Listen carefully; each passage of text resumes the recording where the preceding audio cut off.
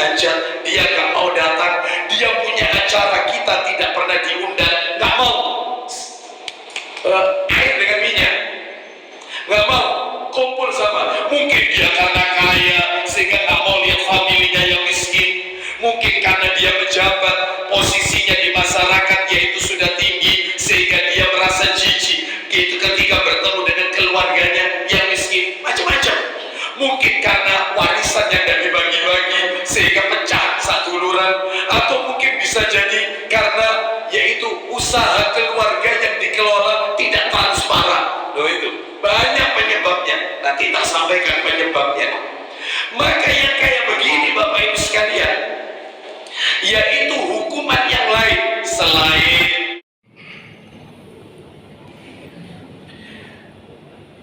Assalamualaikum warahmatullahi wabarakatuh.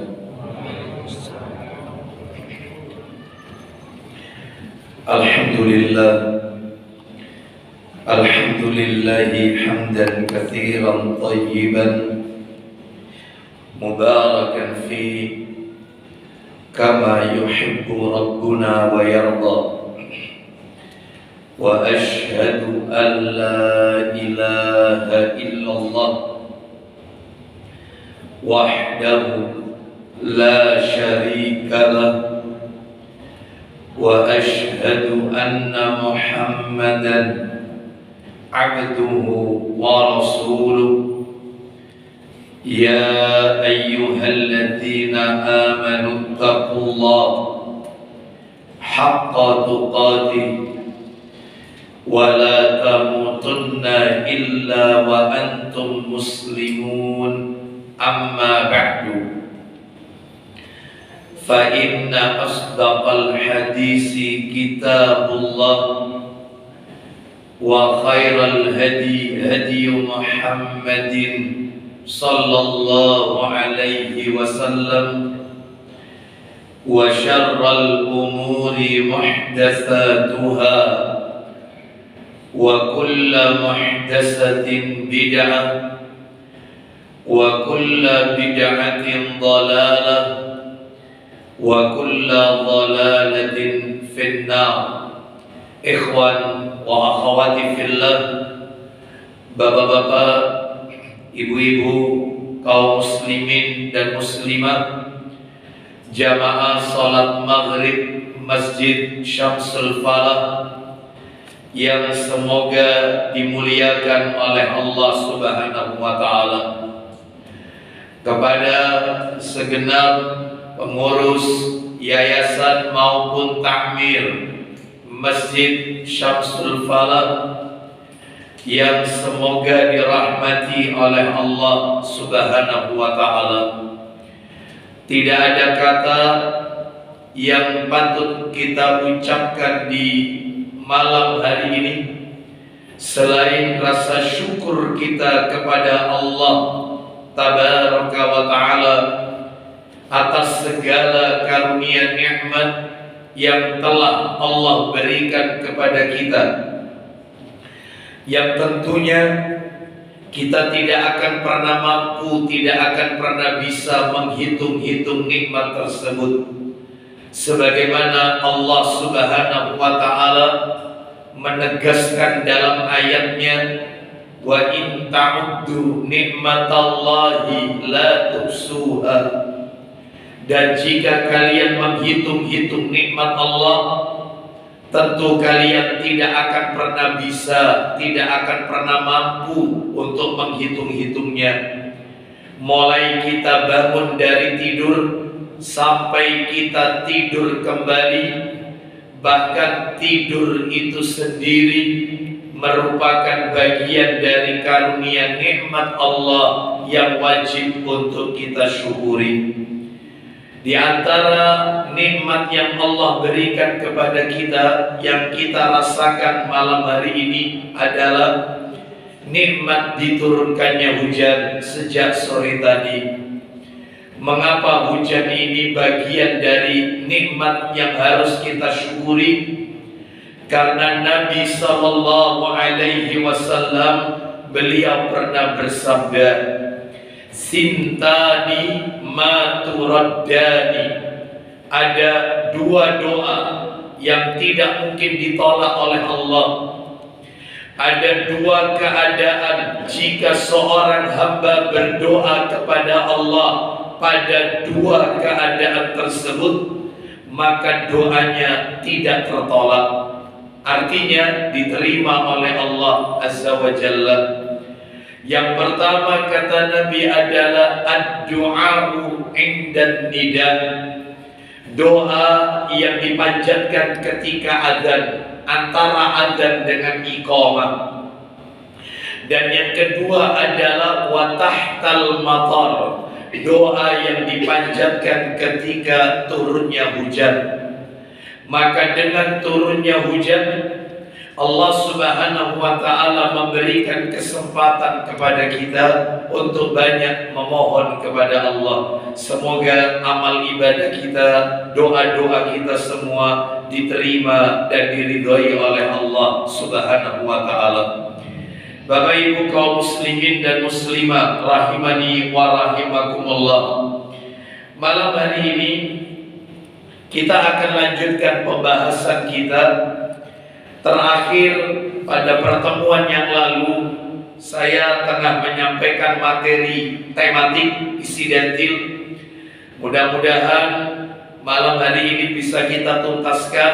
Sebenarnya panjang sebenarnya, tapi saya anggap tuntas malam hari ini, sehingga harapannya pada bulan depan atau awal tahun depan, jika Allah takdirkan kita untuk bertemu di Masjid Syamsul Falah ini, maka materinya adalah bukan materi yang insidentil, tetapi materi yang tersistematis, yaitu membahas sebuah kitab yang dibahas secara urut berkesinambungan sampai tuntas. Maka malam hari ini saya akan lanjutkan saja kajian bulan yang lalu, yaitu masih insidentil. Tentang apa?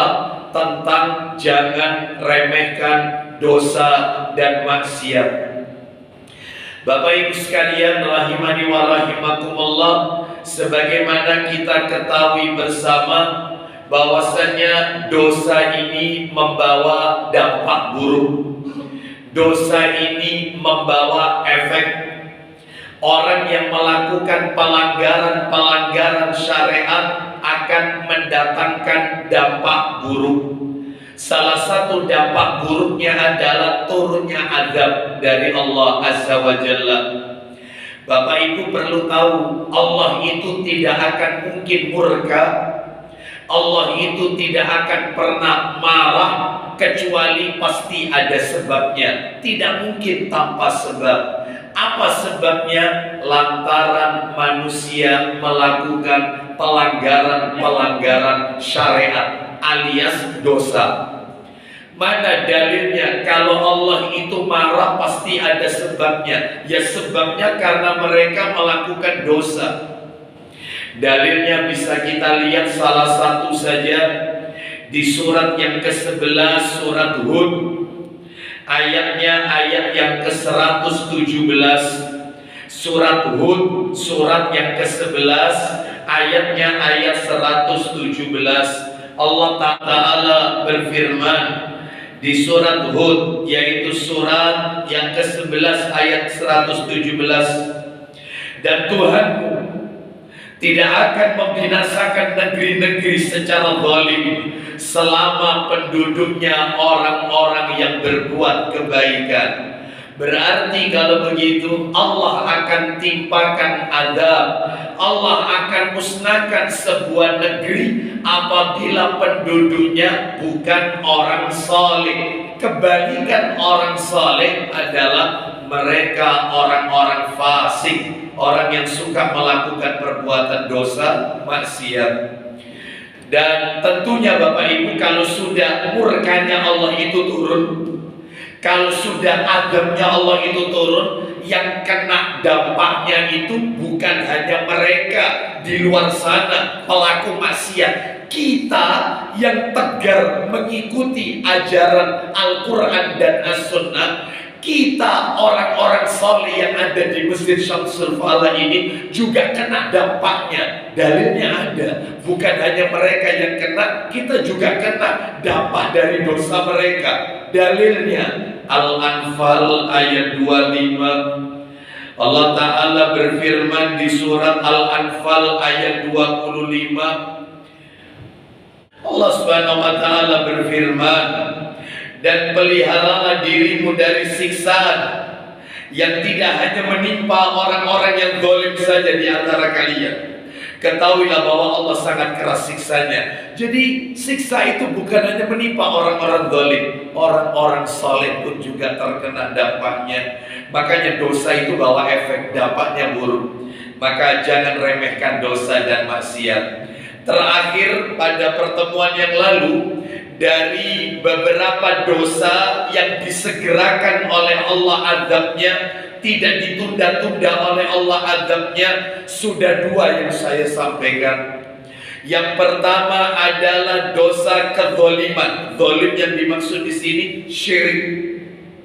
Yang kedua adalah dosa uququl walidain, dosa durhaka kepada kedua orang tua. Dua dosa ini sudah kami sampaikan dan azabnya disegerakan oleh Allah. Saya review sedikit bunyi dalilnya saja. Allah Subhanahu wa ta'ala, Rasulullah sallallahu alaihi wasallam bersabda, babani muajjilani uqubatuhuma fid dunya al-baghyu wal uquq. Wa fi riwayatin, dalam riwayat yang lain Nabi bersabda, isnani yu'ajjiluhumallahu fid dunya. Ada dua dosa, dua kejahatan yang Allah segerakan azabnya di dunia. Gak pakai nanti nunggu di akhirat, Allah segerakan. Yang pertama al-baghyu. Kata para alim ulama yang dimaksud al-baghyu kezaliman. Zalim yang dimaksud di sini kesyirikan. Dan yang kedua adalah wa uququl walidain, durhaka al-aq, durhaka kepada kedua orang tua. Sekarang kita masuk dosa yang nomor 3, Bapak Ibu.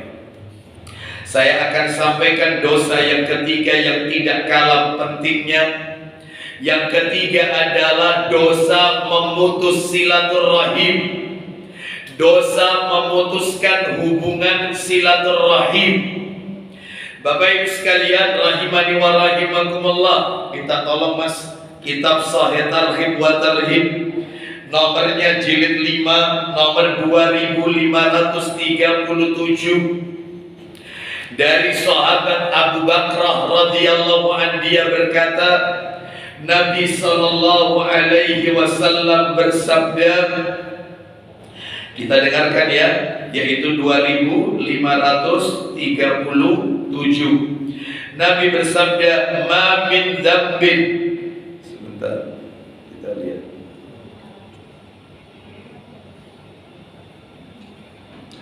Ma min dzambin ajdaru an yu'ajjilallahu li sahibil uqubata fid dunya ma'a ma yaddakhiru lahu fil akhirah minal baghi wa qati'atir rahim. Silakan. Dari Abu Bakrah radhiyallahu anhu, ia berkata, Ya. Rasulullah sallallahu alaihi wasallam telah bersabda, Apa isi sabdanya? tidak ada dosa yang lebih pantas untuk segera ditimpakan hukumannya oleh Allah. Nah, tidak ada dosa yang lebih pantas hukumannya untuk disegerakan oleh Allah di dunia maksudnya. Lanjut. Di samping hukuman yang disiapkan untuknya di akhirat. Nah, nanti di akhirat juga dihukum. Sudah di dunia mendapatkan adab, di akhirat mendapatkan adab. Dosa apa itu? Silakan. Daripada zina dan memutuskan hubungan kerabat. Baik, jadi di sini disebutkan sebenarnya Bapak Ibu sekalian, kedua dosa yang disegerakan oleh Allah di dalam hadis ini, yaitu azabnya di dunia, adalah sebenarnya arti yang benar adalah kata para alim ulama kezaliman lagi. Dan yang kedua, memutus hubungan kekeluargaan. Yang akan kita angkat ke permukaan yang nomor dua, karena yang nomor satu sudah saya sampaikan pada kajian sebelumnya. Apa itu dosa yang nomor dua tadi? Qati rahim, yaitu memutus silaturahim. Qati'atir rahim, memutus hubungan kekerabatan. Bapak Ibu rahimani wa rahimakumullah, maka berdasarkan dalil yang telah kita dengarkan tadi, ini menunjukkan kepada kita salah satu daripada dampak buruk memutus silaturahim adalah mereka disegerakan azabnya Allah segerakan untuk mereka. Allah turunkan azabnya. Memangnya ada ancaman lain orang itu kalau gak mau hubungan memutus hubungan kekeluargaan? Apa ada dampak buruk yang lain? Banyak Bapak Ibu. Di antaranya dalilnya tidak kalah horornya ini. Orang yang memutus silaturahim dampak buruknya banyak. Bukan hanya adabnya disegerakan, tetapi amalannya tidak akan diterima oleh Allah Azza wa Jalla. Bapak Ibu sekalian, saya tidak bosan-bosan seringkali menyampaikan, Anda ribut sama tetangga, maka dampaknya tidak kayak begini besarnya. Tetapi ribut saduluran, dia tidak akur dengan pamannya, dia tidak akur dengan tantenya, entah itu paman tante dari jalur bapak atau dari jalur ibu, antar besan dengan mertua tidak akur, sama famili misanan ponakan tidak akur, maka amalnya tidak akan diterima oleh Allah Azza wa Jalla. Sekalipun umrah tiap bulan, hatta haji tiap tahun, tidak diterima oleh Allah. Jangan main-main ribut sama keluarga. Anda ribut sama tetangga, gak kayak begini dampaknya. Tapi ribut seduluran gara-gara warisan, gak akan diterima. Hatta Anda tiap Senin Kamis puasa, gak akan diterima. Ada dalilnya? Ada. Mana dalilnya? Silakan bisa dibuka kitabnya Sahih Targhib wa Tarhib. Hadisnya yaitu nomor 2538. 2538 an Abi Hurairah radhiyallahu an sami'tu Rasulullah sallallahu alaihi wasallam inna a'mala bani Adam tu'radu kulla khamisin lailatal jumu'ah fala yuqbalu amalu qati'i rahimin. Silakan. Dari Abu Hurairah radhiyallahu anhu, ia menuturkan, Ya, saya telah mendengar Rasulullah SAW bersabda. apa isi sabdanya? Sesungguhnya amal perbuatan Bani Adam manusia diajukan pada setiap Kamis malam Jumat. Sesungguhnya amal anak keturunan Adam dilaporkan kepada Allah itu sepekan. Ada dalil yang mengatakan sepekan 2 kali, Senin Kamis. Makanya Nabi tidak pernah meninggalkan puasa Senin Kamis, karena beliau suka, senang ketika amalnya dilaporkan oleh malaikat pencatat amal, beliau sedang dalam keadaan saum, puasa. Sedangkan dalam riwayat ini Kamis malam Jumat, amalan terangkat diterima oleh Allah. Kecuali Mas, lanjut. Maka tidak akan diterima amal orang yang memutus hubungan kerabat. Akan diterima. Selama sepekan kita tahajud, kita qobliyah, ba'diyah, sholat 5, nggak diterima oleh Allah Azza wa Jalla. Jangan ribut sama famili, jangan. Selain daripada adabnya disegerakan loh ya, selain itu amalnya nggak diterima. Apa ada lagi? Ada banyak tambah horor. Orang yang memutus kekerabatan, dak akur saduluran, kepaten obor, dak mau kumpul sama famili, dimasukkan grup keluarga di media sosial, live dari grup. Kita datang ke rumahnya, pintu rumahnya ditutup, dia nggak mau menerima kita. Kita ucapkan salam, pura-pura tidak dengar. Kita undang dia karena kita memiliki hajat, dia nggak mau datang. Dia punya acara, kita tidak pernah diundang, nggak mau. Air dengan minyak, nggak mau kumpul sama. Mungkin dia karena kaya sehingga nggak mau lihat familinya yang miskin. Mungkin karena dia pejabat, posisinya di masyarakat yaitu sudah tinggi sehingga dia merasa jijik gitu ketika bertemu dengan keluarganya yang miskin. Macam-macam. Mungkin karena warisan yang tidak dibagi-bagi sehingga pecah saduluran, atau mungkin bisa jadi karena yaitu usaha keluarga yang dikelola tidak transparan. Loh, itu banyak penyebabnya. Nanti tak sampaikan penyebabnya. Maka yang kayak begini Bapak Ibu sekalian, yaitu hukuman yang lain selain adabnya disegerakan, selain amalnya tidak diterima. Barusan kita dengarkan, saya tambahkan lagi, mendapatkan ancaman laknat kutukan dari Allah Azza wa Jalla. Mana dalilnya? Oh, berat. Anda ribut sama tetangga tidak kayak gini ancamannya, tapi ribut sama keluarga, waduh, berat Bapak Ibu sekalian. Suratnya surat nomor 47 Muhammad, ayatnya 22, surat Muhammad ayat 22 dan 23. Allah Ta'ala berfirman, surat Muhammad 2. Baik, sampai di situ aja. Bapak Ibu sekalian, rahimani wa rahimakumullah, ayat 22.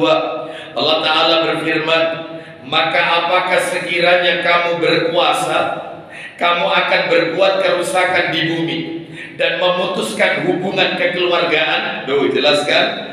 Apakah kamu kalau sudah berkuasa, duitmu banyak, kau kaya raya, kau akan putuskan kekeluargaan sama keluargamu yang tidak kaya? Lihat ayat 23-nya. Mereka itulah orang-orang yang dikutuk oleh Allah, lalu dibuat tuli pendengarannya dan dibutakan penglihatannya. Jadi orang ketika di dunia suka mutus hubungan kekerabatan, nanti di dunia tuli dan buta dan tuli. Awalnya dia bisa melihat, jadi dia nggak bisa lihat apa-apa nanti di hari kiamat. Kenapa? Suka mutus hubungan kekeluargaan, gak gelem kumpul lebih dulur. Berat loh, berat Bapak Ibu sekalian. Oleh karena itu, maka ini menunjukkan, loh Ustaz sebentar, itu rahim itu, ya rahim ini adalah menjalin hubungan yang ada kaitannya dengan nasab, garis darah, garis keturunan, atau mungkin karena sebab perkawinan, menantu, besan antar mertua, karena sebab perkawinan, itu rahim, silaturahim, bukan orang lain ini. Sama, karena ada kaitannya dengan perkawinan. Ipar, karena ada yaitu hubungan di mana adanya pernikahan. Oleh karena itu maka ini menunjukkan kepada kita dampaknya berat. Ada lagi satu lagi terakhir, dampak buruk orang yang nggak mau kumpul sama family. Nah, di antaranya adalah yaitu tidak akan masuk surga. Dia tidak akan bisa masuk surga. Mana dalilnya? Dalilnya disebutkan dalam Sahih Targhib wa Tarhib nomor 2540 riwayat Muslim 2540. Nah, dari Muhammad bin Jubair bin Mut'im. Ya, bukan Sahih Targhib 2540 riwayat Muslim dalam Sahih Targhib wa Tarhib 2540. Ayo baca.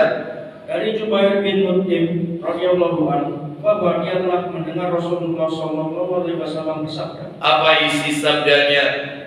Tidak akan masuk surga. La yadkhulul jannata qati'un rahim. Silakan. Orang yang memutus.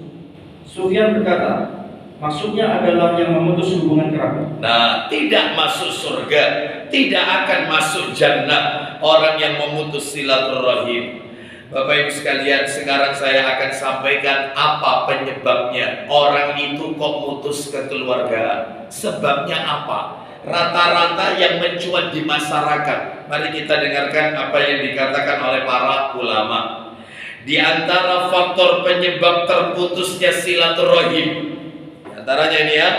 Yang pertama itu ketidaktahuan seseorang, kejahilan seseorang tentang keutamaan menjalin silaturahim. Dia tidak paham betapa besar keutamaan orang kalau jalin silaturahim. Besar ganjarannya, besar. Lah karena tidak paham, akibatnya dia memutus silaturahim. Memangnya apa Ustaz keutamaannya silaturahim itu? Oh, banyak Bapak Ibu. Di antaranya yang bisa kami sampaikan, mungkin dia belum datang dalil ini kepada dia, makanya dia memutus kekeluargaan. Di antaranya adalah dilapangkan rizkinya, dipanjangkan umurnya. Tuh. Memang umur bisa bertambah, Ustaz. Lah ini butuh materi tersendiri, ya. Baik, mana dalilnya? Kita dengarkan aja dulu. Coba dibuka Sahih Targhib wa Tarhib nomor 2520, 2520. Ya.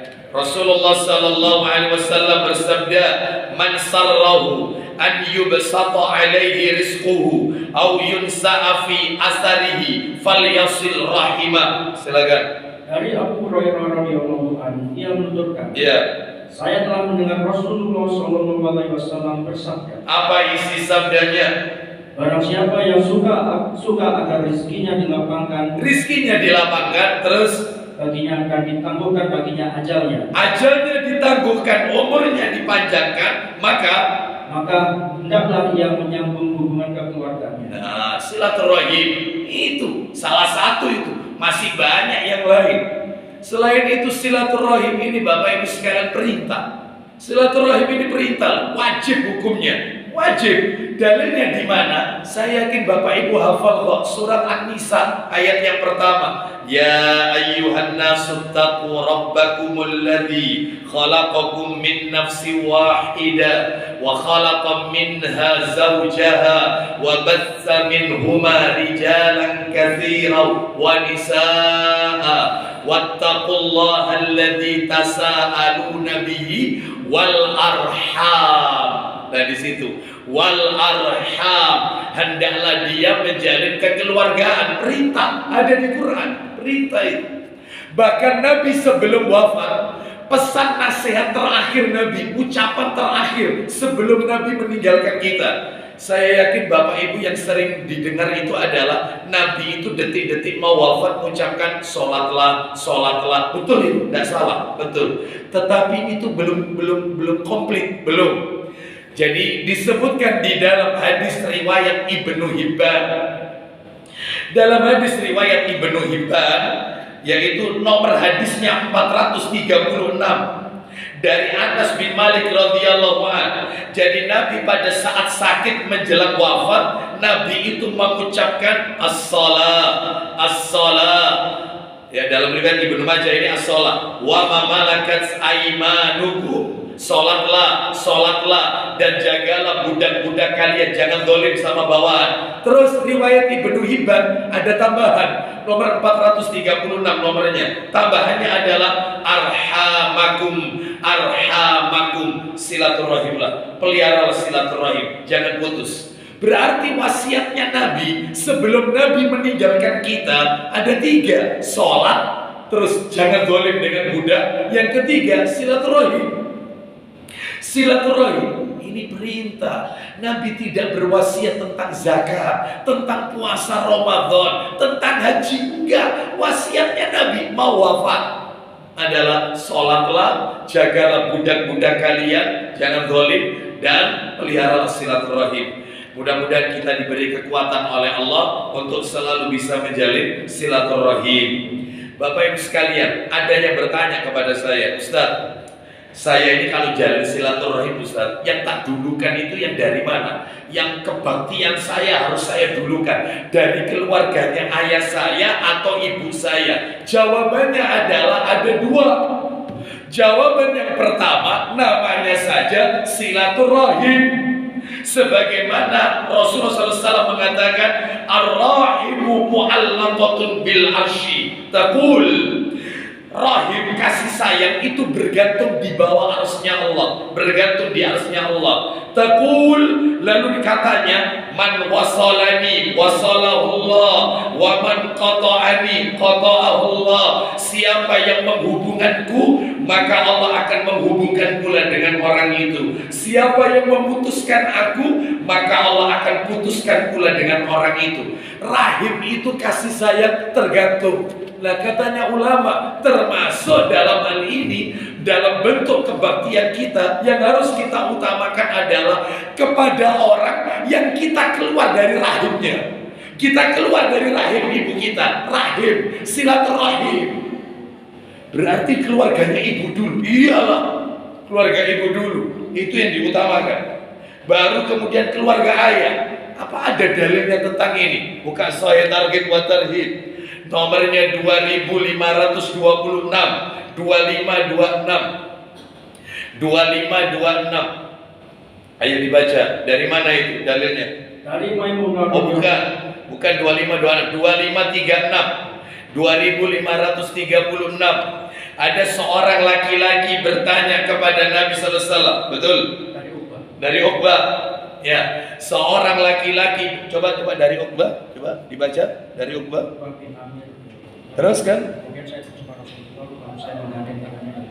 Itu yang 2536. Coba yang tadi 2526 tadi. 2526 dari Maimunah, tapi jangan dibaca yang atas, dibaca yang bawah lagi. Nah, itu. Ya, itu atasnya ya. Baik. Siap ya, kita dengarkan nanti. Ada seorang laki-laki mendatangi Nabi sallallahu alaihi wasallam. Lalu laki-laki ini berkata kepada Nabi, "Ya Rasulullah, inni adnabtu dzamban 'aziman." Silakan baca. Ayo. Ya, betul, dari Ibnu Umar. Terus silakan, ayo. Dari hadis Ibnu Umar, dia berkata, Ya. seorang laki-laki mendatangi Nabi Shallallahu Alaihi Wasallam. Terus Seraya berkata, apa kata laki-laki tadi? Yang tadi saya katakan tadi. Silakan. sesungguhnya saya telah melakukan satu dosa yang sangat besar. Aku ini telah melakukan dosa yang besar, wahai Rasulullah. Fahalli min taubati. Silakan. Apakah saya masih bisa bertaubat? Apakah Allah masih nerima taubat saya? Allah ampuni dosa saya? Bapak Ibu tahu jawabannya Nabi. Anda akan kaget kalau dengar jawabannya Nabi. Nabi bertanya kepada orang ini, halaka min ummin, ibumu masih hidup. Rasul tidak bilang bapak, Rasul bilangnya ibu. Ibu masih hidup tidak. Seakan-akan Nabi hendak mendidik orang itu, kalau kau bakti sama ibumu, selesai, dosamu diampuni oleh Allah. Makanya kalau kita pengen jalin silaturahim yang dari keluarga ibu, ojo bakhil lebih tante, bude bule dari ibu. Jangan pelit sama tante. Ada enggak ponakan pelit sama tante? Jangan, dari keluarga ibu. Nah, lah kalau kaya semua, lain soal. Nanti beda lagi, yaitu dari ayah. Cari mereka di antara mereka yang tidak mampu. Saya ulang. Terus lanjut, apa kata Nabi? Silakan. Maka beliau menjawab, Silakan. apakah kamu punya ibu? Nah, ya kan? Apa kau punya ibu? Jawaban laki-laki itu, lah. Ia menjawab, tidak. Tidak, ibunya meninggal. Bapak Ibu tahu jawabannya Nabi yang kedua. Nabi belum menjawab, sudah bertanya yang kedua sekarang. Pertanyaan Nabi pertama, kau punya ibu atau tidak? Orang itu menjawab tidak. Pertanyaan Nabi yang kedua, fa'allaka min khalati? Silakan. Beliau bertanya, apakah kamu punya bibi, saudara ibu? Apakah kau punya tante, bibi, saudaranya ibu, saudara kandungnya ibu? Jadi dalam bahasa Arab itu dibedakan panggilan itu Bapak Ibu. Jadi ini kalau ini ayah, ini ibu kita, itu dibedakan. Kalau dari ayah, dulur, saudaranya ayah, entah itu kakaknya, entah adiknya, Pak D, Pak Lik gitu ya. Atau kalau bude, bule, tapi dari bapak, itu dibedakan. Kalau paman dari ayah, saudara kandungnya ayah, itu adalah ammu, ammi. Makanya Rasulullah manggil Abu Thalib, ya ammu, wahai paman. Ya, itu pamannya Nabi dari ayah. Itu kalau paman itu ammu. Kalau perempuan ammati, tanteku, entah itu bude, entah bule. Itu pokoknya dari ayah, ammati. Kalau dari ibu beda. Kalau paman, saudaranya ibu yang laki-laki, itu bahasa Arabnya khal. Jadi kalau orang Arab memanggil ya khali, wahai pamanku, khali, pamanku, khal. Sedangkan kalau tante, adiknya ibu atau kakaknya ibu, bude atau bule, tapi dari ibu, saudara kandungnya ibu, itu namanya khalati. Ketemu bahasa Arabnya. Orang Nabi tanya sama orang itu, fahalaka min khalati, apakah kau punya tante bibi dari ibu? Apa jawaban orang itu? Ia menjawab, ya. Ya, aku punya. Kata Nabi, langsung jawabannya. Maka kalau ingin taubatmu diterima, dosamu diampuni oleh Allah, fabirroha, baktilah engkau, berbuat baiklah engkau dengan tantemu, melunturkan dosa. Jadi panjenengan bersilaturahim dengan keluarganya ibu, itu melunturkan dosa. Lah kalau dari bapak Ustaz beda. Kalau saudara kita silaturahim dengan keluarganya bapak, itu fadilahnya melapangkan rezeki, memanjangkan umur, macam-macam. Tapi yang khusus dari ibu melunturkan dosa.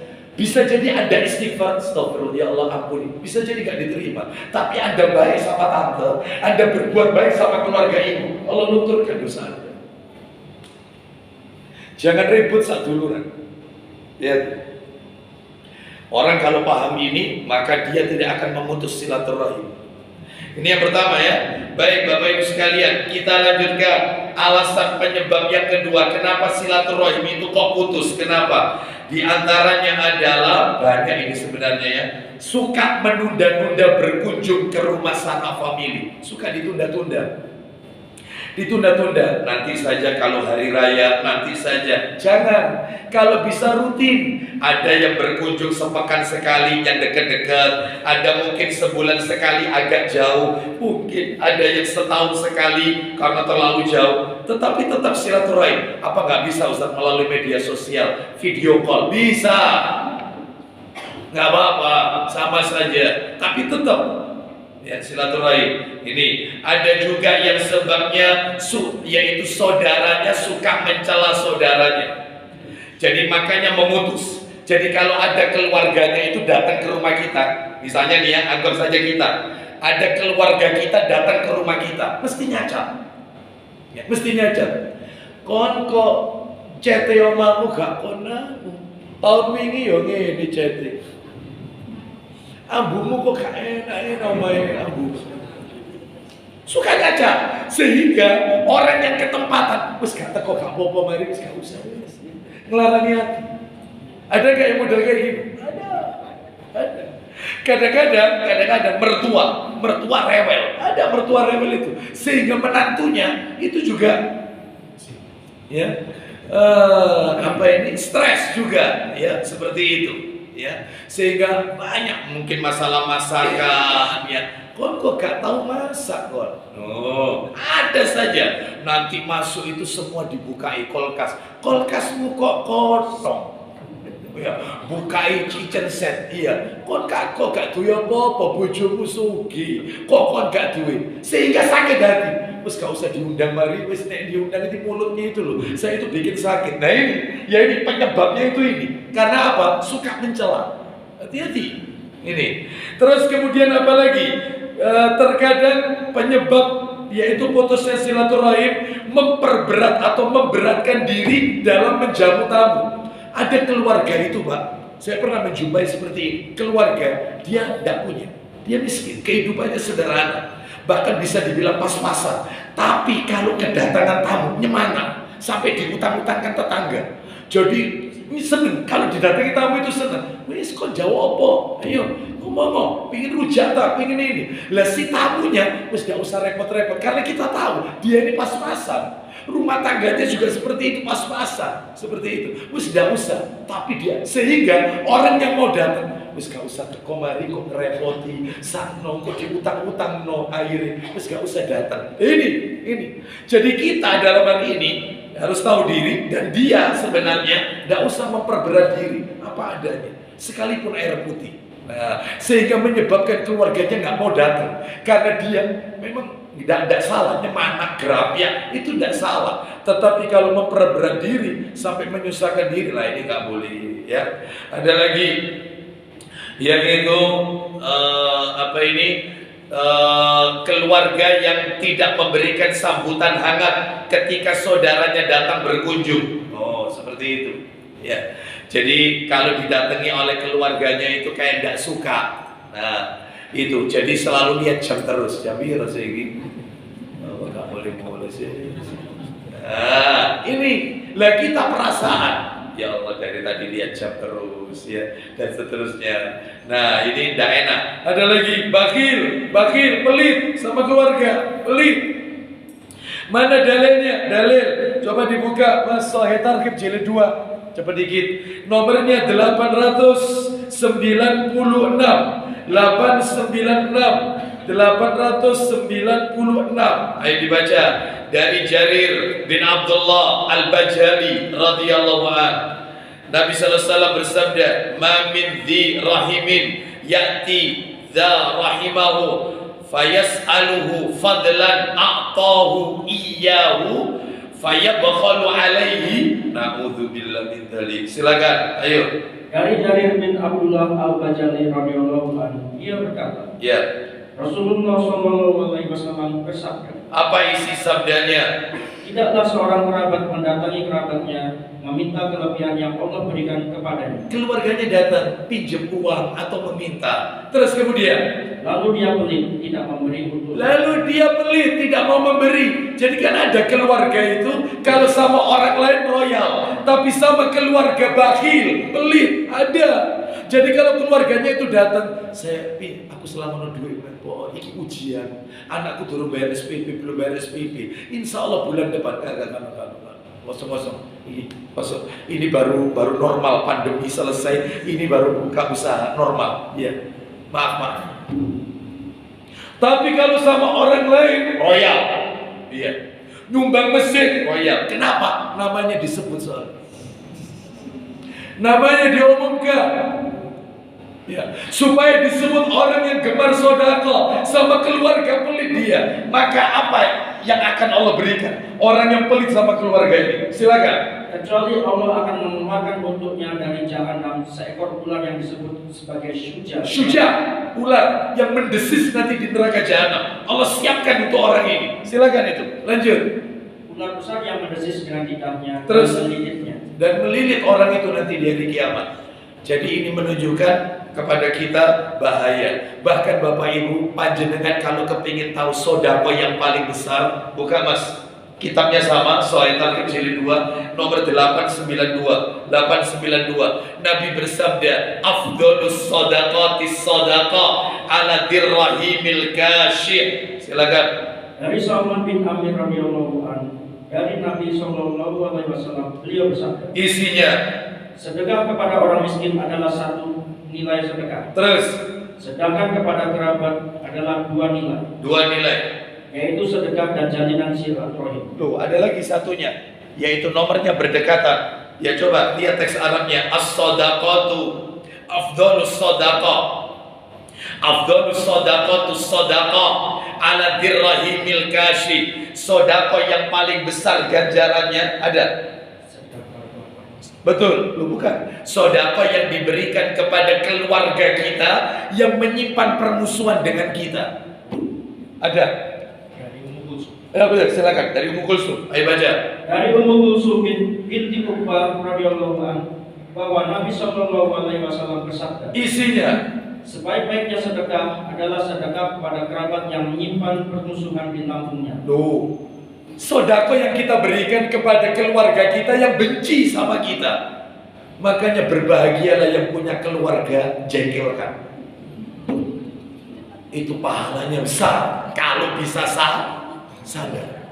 Ya. Sebab ada keluarga itu kalau datang, keluarga kerabat mesti utang, mesti sambatan. Jadi sudah dipagar itu kita buka toko mana wong iki. Wis diutang gitu mana. Sehingga tidak senang didatangi. Itu, dan kita harus sabar, semampu kita berikan. Itu ya, baik. Jadi pahalanya besar itu.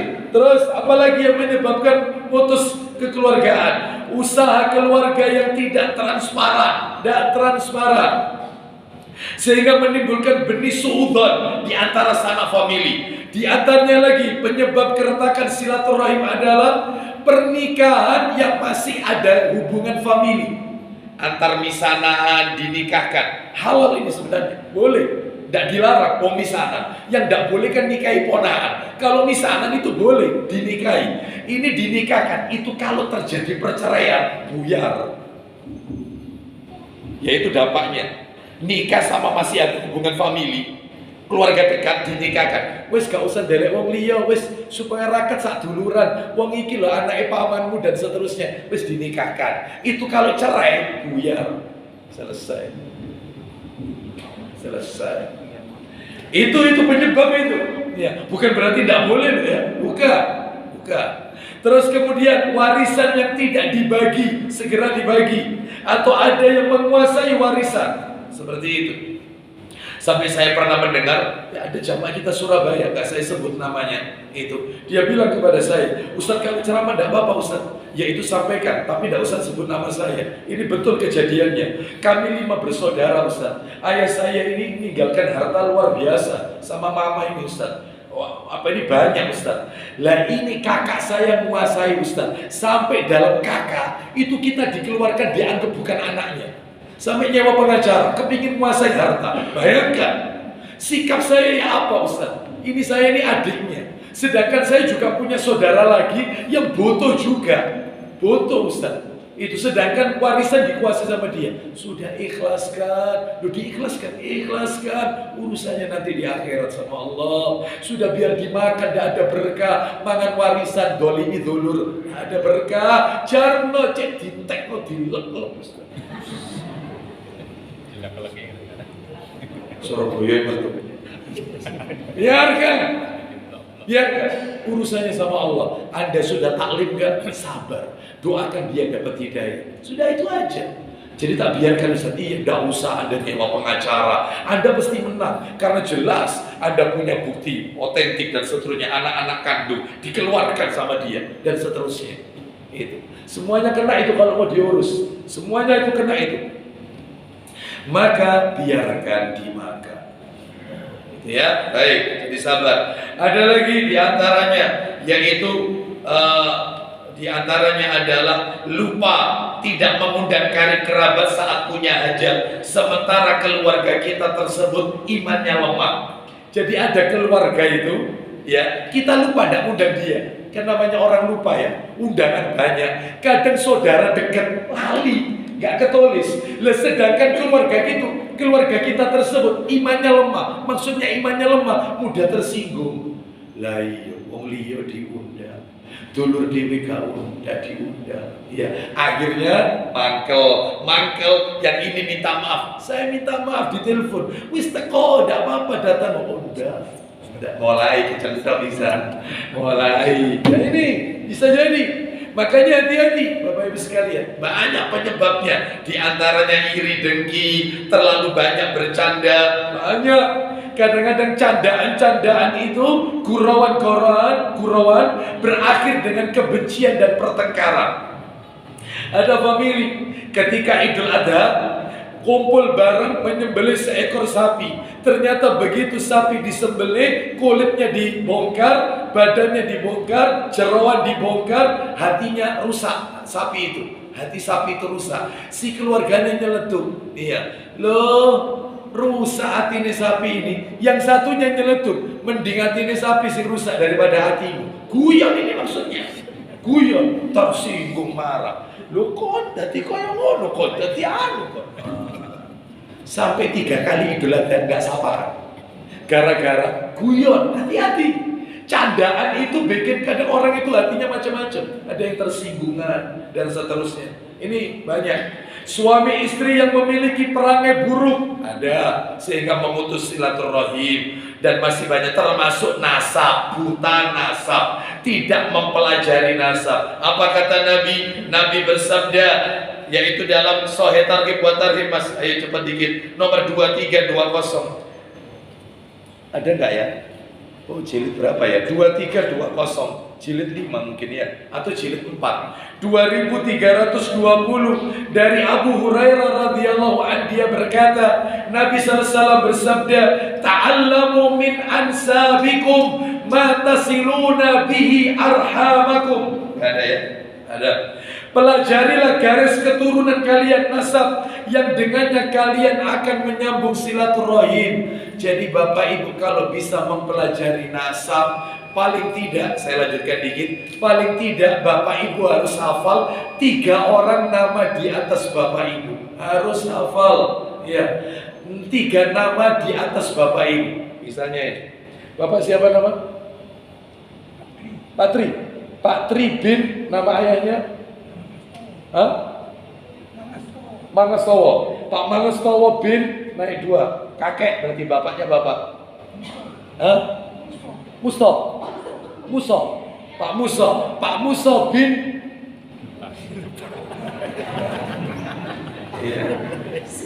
Paling tidak naik 3 lah. bilang tidak, naik 3. Syukur-syukur sampai terus bin ke atas. Ada ustadz saya menemui seseorang itu, yaitu di rumahnya itu, ruang tamunya itu ada silsilah keluarga. Nggak apa-apa, maksudnya bukan untuk yaitu ujub bangga diri, bukan. Yang tidak boleh itu adalah bangga diri, merasa anak cucu Rasul. Ya, seperti itu. Sehingga kalau sudah anak cucu Rasul yang kesekian, sehingga dijamin masuk surga. Kata siapa? Ya, kata siapa? Ya, buktinya orang tuanya Nabi juga ada yang masuk neraka. Siapa? Ayahnya Nabi Ibrahim alaihissalam, Azar. Yang sebagian mengatakan namanya Tarikh, ada yang mengatakan Azar. Berarti tidak otomatis bapak ibunya Nabi masuk surga. Buktinya yaitu Azar, ayahnya Nabi Ibrahim alaihissalam. Buktinya anaknya Nabi Nuh alaihissalam masuk neraka. Ya, tidak selamat. Nah, ini menunjukkan kepada kita bahwasanya ukurannya bukan itu, tetapi kita menulis silsilah itu supaya tidak kepaten obor, Bapak Ibu sekalian. Wallahu a'lam bishawab. Kita dengarkan kumandang adzan Isya. Setelah itu saya akan lanjutkan dikit menunggu iqamah. Pertanyaan yang masuk kepada saya tetap dikejar, ini pertanyaannya tentang sholat, ya. Tetap di WA terus tentang sholat. Gak apa-apa, kita akan jawab nanti setelah adzan Isya. Wassallallahu ala nabiyyina wa ala alihi wa sahbihi wasallam.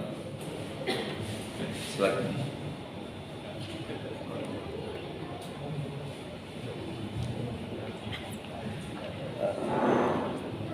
Suara muslimnya siapa? Cepat dikit nanti.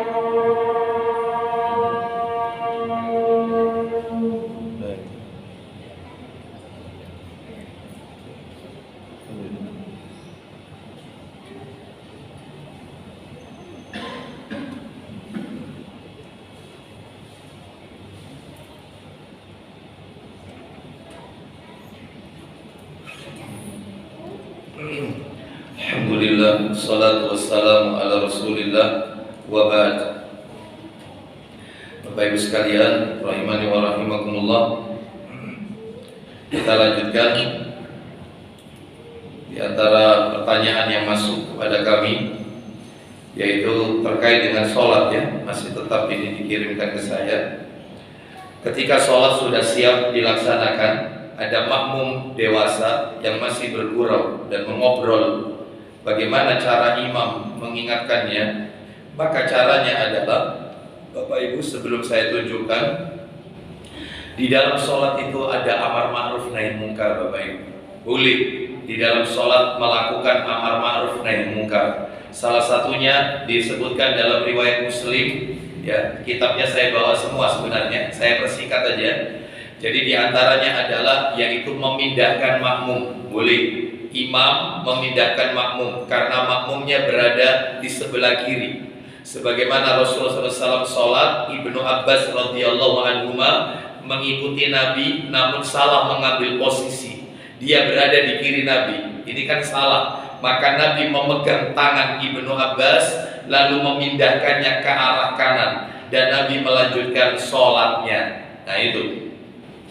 Jadi dalam hal ini, dalam sholat itu ada amar ma'ruf nahi mungkar. Termasuk ketika kita sholat, dalam riwayat Muslim juga ada orang yang ingin memotong sholat kita, maka kita hadang dengan tangan kita. Ini juga bentuk amar ma'ruf nahi mungkar.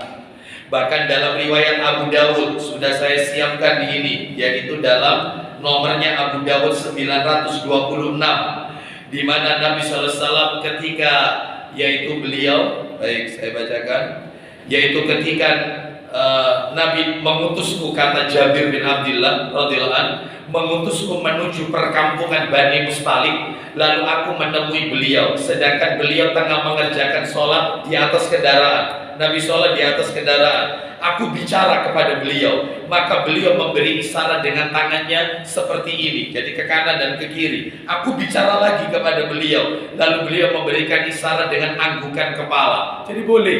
Jadi sahabat Jabir berkata kepada Nabi sholat ini, wahai Rasulullah, kemana kami harus pergi ini? Kemana kami ini harus apa yang harus kami lakukan? Nabi memberikan isyarat dengan tangannya.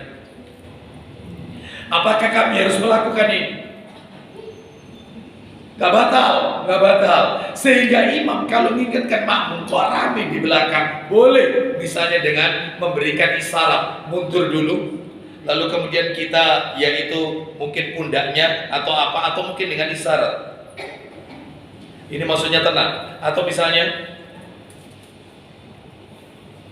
boleh apa? Gerakan-gerakan yang tidak membatalkan sholat dan tidak mengurangi pahala sholat sah. Gak apa-apa, karena memang terkondisikan. Kalau tidak rame, ngapain gini-gini? Ngapain? Ini karena terkondisikan rame. Karena pertanyaannya ngobrol, imam sedang baca, maka diingatkan. Atau boleh bacaannya dikeraskan, atau boleh DM. Boleh. Nomor 2 pertanyaannya, Bapak Ibu, hanya ini ya, kayaknya ini enggak masuk di sini. Ketika makmum diperintahkan untuk merapat, namun malah membuat jarak supaya saf seolah-olah penuh, apa yang harus dilakukan imam? Tugas imam hanya mengingatkan. Perkara mereka tidak mau rapat, maka nanti tanggungannya dia kepada Allah. Nabi bersabda, man wasola sofan wasolahullah, wa man qata'a sofan qata'ahullah. Siapa yang nyambung saf, Allah akan sambung rahmatnya. Siapa yang putus saf, Allah akan putuskan rahmatnya. Selesai. Tugasnya imam, istawu wala takhtalifu, sawu sudul khalal, sawu sufufakum. Selesai tugasnya, hanya mengingatkan. Baik, tergantung makmumnya, urusan dia nanti dengan Allah. Terus yang ketiga, yaitu pertanyaannya, bacaan amin yang dilakukan oleh imam, ada yang jahar, ada yang sir. Amin, amin, pelan, sir. Ada yang panjang, ada yang sangat pendek. Mana yang benar? Maka Bapak Ibu, imam membaca amin, dikeraskan. Imam baca amin. Dalam riwayat Muslim nomornya 362 dan Bukhari 429. Imam baca amin, ghairil maghdubi alaihim waladdallin. Amin. Keraskan. Itu sunnahnya, Imam membaca. Dan makmum bagaimana? Makmum juga amin dikeraskan. Lalu yang benar yang mana? Bacaannya panjang apa pendek? Boleh dibaca pendek. Saya teruskan dikit ya. Boleh dibaca panjang. Boleh seperti ini. Amin. A-nya pendek. Alifnya pendek. Boleh dibaca panjang.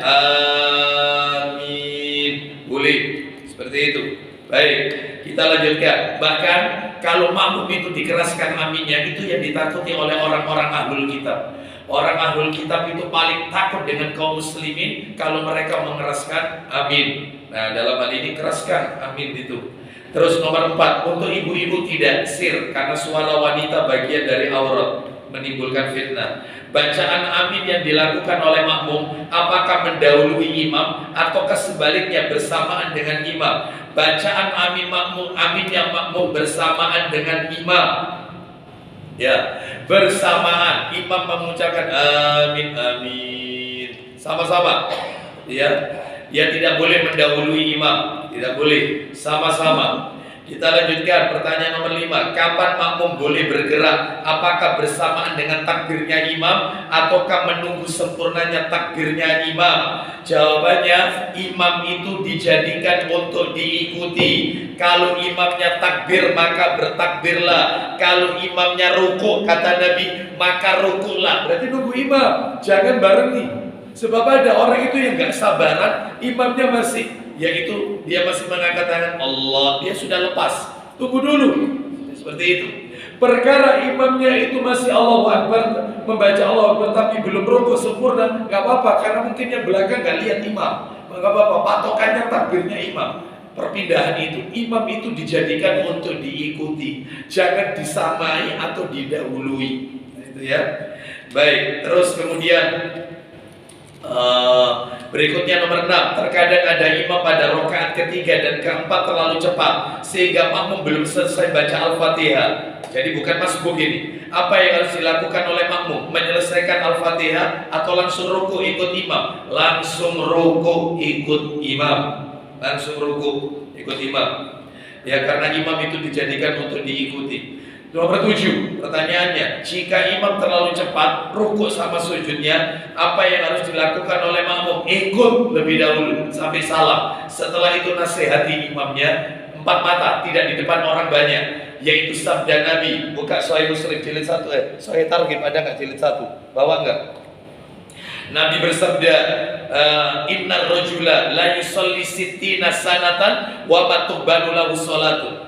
Yaitu kata Nabi, sesungguhnya ada seseorang yang mengerjakan sholat selama 60 tahun, satu pun tidak diterima oleh Allah. Kenapa? La'allahu yutimur ruku' wa la yutimus sujud wa yutimus sujud wa la yutimur ruku'. Bisa jadi rukuknya sempurna, sujudnya enggak. Sujudnya sempurna, rukuknya yang tidak. Karena terlalu cepat, tidak tumaknina. Ini bisa jadi sholatnya tidak diterima. Mungkin imam itu belum tahu dalil tersebut. Sampaikan dalilnya. Perkara sudah dinasehati, sudah diingatkan, kok masih tetap seperti itu? Apa boleh Ustadz saya cari masjid yang lain? Yaitu untuk supaya lebih tumaknina. Selama iqamatul hujjah sudah disampaikan tapi tetap, ya silakan. Tapi selama iqamatul hujjah nasihat belum disampaikan, Anda tidak boleh meninggalkan masjid yang terdekat dengan kediaman Anda. Ya, maka dalam hal ini itu haknya takmir. Takmir harus memilihkan imam yang bagus, gak sembarangan jadi imam ini, sembarangan. Ya. Nomor 8, ketika imam bangun dari sujud, apakah langsung baca Al-Fatihah atau nunggu makmum berdiri? Maka boleh nunggu sebentar, boleh. Begitu sujud dia bangun, Allahu Akbar, berhenti sejenak, lalu kemudian setelah itu dia membaca Al-Fatihah, sah, boleh. Nomor 9, jika imam kelebihan rakaat, apa yang harus dilakukan oleh makmum? Maka ingatkan kelebihan rakaat, ya sujud sawi. Ketika imamnya salam, sebagaimana Nabi SAW, sholat duhur 5 rakaat. Lalu setelah salam, Nabi orang-orang berkata, nggak bilang sama Nabi, tetapi sama antar jamaah ngobrol. Sholat duhur jumlah rakaatnya bertambah. Katanya Rasulullah, zuhur tidak bertambah, tetap 4 rakaat. Anda tadi sholat 5 rakaat, wahai Rasulullah. Maka Nabi langsung sujud, setelah itu duduk, setelah itu sujud lagi, setelah itu duduk, lalu salam. Assalamualaikum warahmatullah, assalamualaikum warahmatullah. Sujud sahwi. Ya, berarti di luar sholat, karena diingatkan sama makmumnya. Boleh, nggak apa-apa. Itu yang harus dilakukan imam. Kalau kurang, Ustaz, kurang, makmumnya mendapati imamnya kurang, tapi sudah salam duluan. Ingatkan, caranya adalah kurang 1 rakaat, maka imamnya nambah 1 rakaat, makmum juga ikut. Seperti itu. Lalu nanti sebelum salam, maka imamnya yaitu sujud, lalu duduk, sujud lagi, lalu duduk. Baca apa? Yang kita baca seperti dalam sholat ketika sujud dan ketika duduk. Subhana rabbiyal a'la. Terus kalau duduk, Allahumma firli warhamni wajburni warfa'ni wahdini, dan seterusnya. Sama seperti sholat. Sujud 2 kali. Namanya sujud apa? Sahwi. 10. Bolehkah makmum berdehem atau batuk agar imam segera bergerak? Nggak boleh. Nggak boleh. Nggak boleh. Nggak boleh. Terus jika imam sudah salam, bolehkah makmum berlama-lama tahiyat? Nggak boleh. Imamnya salam, assalamualaikum. Kita kepingin, karena doa sebelum salam itu mustajab. Nabi pernah ditanya, ya Rasulullah, ayu du'ai asma. Wahai Rasulullah, doa apa yang paling didengar oleh Allah? Nabi menjawab, jaufal lailil akhir wa duburus salawatil maktubah. Doa yang dipanjatkan sepertiga malam terakhir, tahajud, itu mustajab. Dan doa yang dibaca di akhir sholat fardu sebelum salam. Sebelum salam. Makanya setelah innaka hamidum majid, Jangan langsung salam. Kalau bisa baca doa, Allahumma inni a'udzubika min adzabi jahannam. Terus yang lain, Allahumma inni dhalamtu nafsi dzulman katsira wa la yaghfiru dzunuba illa anta faghfir li maghfiratan min 'indik warhamni innaka antal ghafurur rahim. Katanya Rasulullah, siapa yang baca doa yang saya bacakan tadi setelah sholat, dosanya luntur, bersih, kayak nggak punya dosa. Itu ditambah lagi, Allahumma inni as'alukal jannah wa a'udzubika minan nar. Ya Allah, aku mohon kepadamu surga, berlindung kepadamu dari api neraka. Boleh ditambah, Rasul selalu membaca Allahumma inni a'udzubika minal ma'sami wal maghrab. Ya Allah, aku berlindung kepadamu dari dosa dan dari utang. Itu tidak pernah ditinggal sama Nabi, dari dosa dan dari utang. Nabi berlindung dari utang. Itu ada lagi, Allahumma, macam banyak. Ya, boleh tidak Ustaz pakai bahasa Indonesia? Bukan hari ini, insya Allah kapan-kapan, ya. Bukan hari ini, tambah panjang ini. 12. Ketika imam mengucapkan salam, salam tersebut ditujukan kepada siapa? Salam pertama adalah itu rukun. Salam pertama rukun. Assalamualaikum warahmatullah. Itu rukun sholat, dan tidak usah ditanyakan karena itu syariatnya adalah yaitu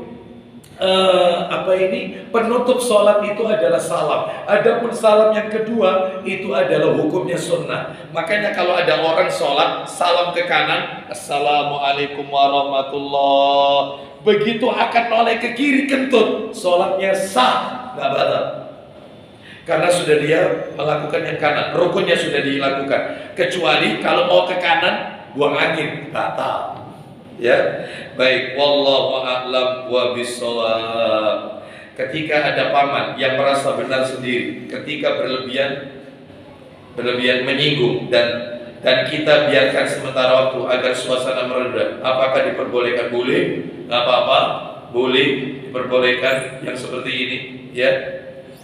Jadi dalam hal ini kita mengalah, ya, karena memang temperamen, emosi dan seterusnya, maka diperbolehkan yaitu kita biarkan dulu supaya reda. Setelah itu kemudian kita tetap menjalin silaturahim. Wallahu a'lam bishawab. Demikian apa yang bisa kami sampaikan, semoga menjadi tambahan ilmu yang bermanfaat. Mohon maaf apabila ada hal yang tidak berkenan. Kebenaran hanya milik Allah dan kesalahan itu adalah hanya milik syaitan. Baik, kita tutup. Wassallallahu ala nabiyyina wa ala alihi washabihi wasallam. Subhanakallahumma wa bihamdika asyhadu an la ilaha illa anta astaghfiruka wa atubu ilaik. Wa akhiru da'wana alhamdulillahi rabbil alamin. Assalamualaikum warahmatullahi wabarakatuh.